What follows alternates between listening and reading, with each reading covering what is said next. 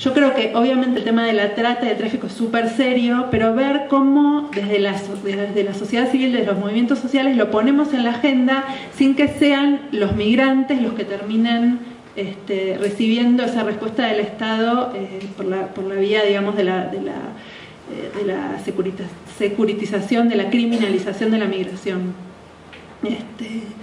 Entonces, bueno, eso me parecía muy importante, digamos, como para entrar en debate y discutirlo. Y también porque, también siguiendo los debates que se están dando, digamos, todo el tema del tráfico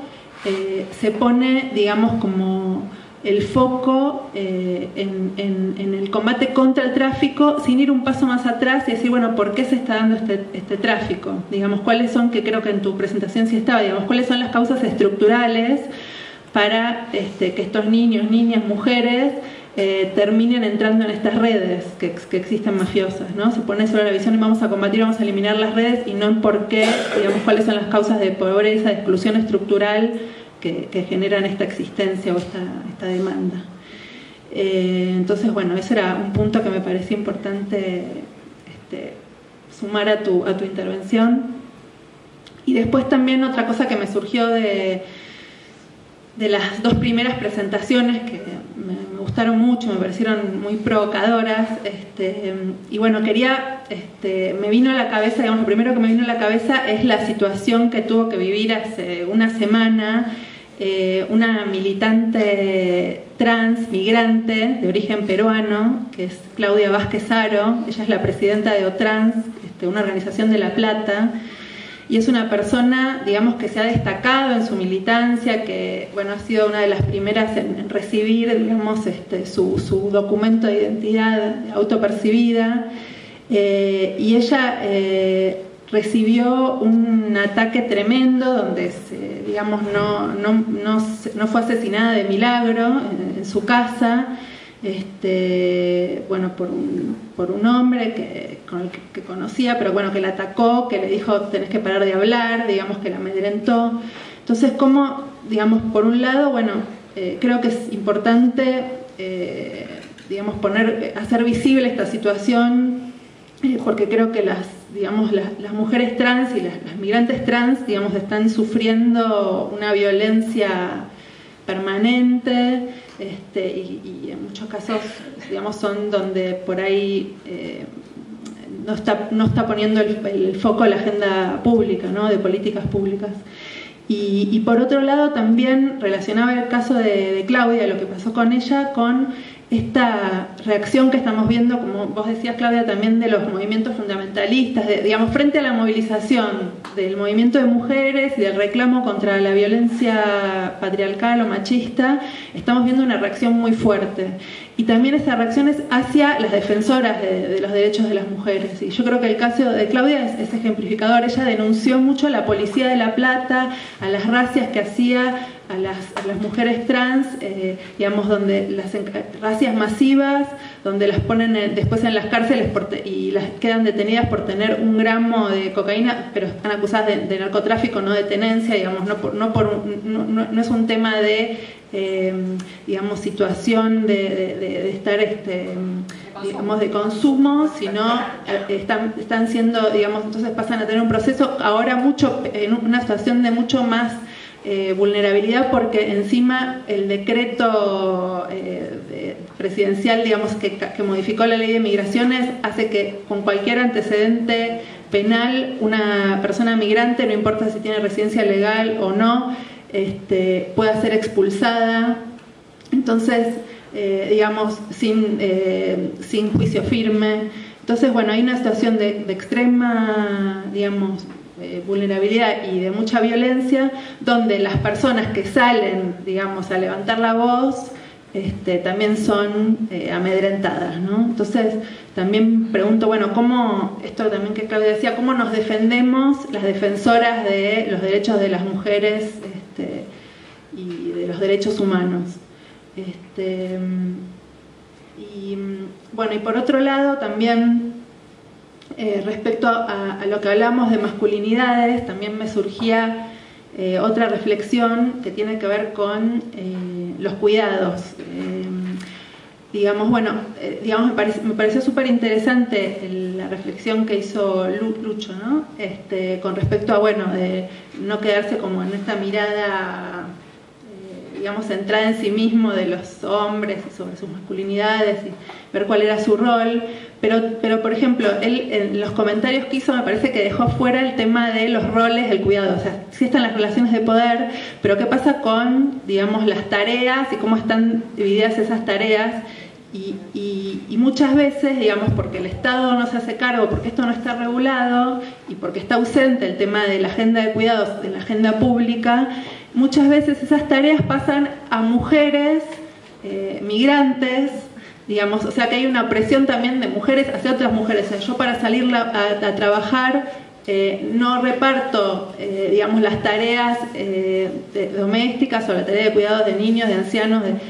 con mi pareja o está repartido, digamos, entre hombres y mujeres de forma igualitaria, sino que recaen sobre otra mujer, digamos, que tiene una situación, digamos, de opresión mayor debido a, digamos, a ser mujer, pero también a ser migrante, muchas veces a provenir de otra etnia, digamos, también temas de edad, digamos, hay muchos cruces. Yo creo que el tema esto de la mirada interseccional, por lo que me comentaron a la mañana, también salió, ¿no?, de tener esa mirada. Entonces, cuando hablamos de los derechos de las mujeres, ¿de qué mujeres estamos hablando? Digamos, de la mujer clase media, digamos, de descendencia europea, profesional, o estamos hablando de la mujer migrante de situación irregular, o estamos hablando también de la mujer trans migrante. Yo creo que hay como muchas formas de ser mujer. Y en eso vamos a ver distintos tipos de vulneraciones a los derechos de estas mujeres. Entonces, bueno, simplemente para comentarles un poco por lo que yo tenía previsto presentar, nosotros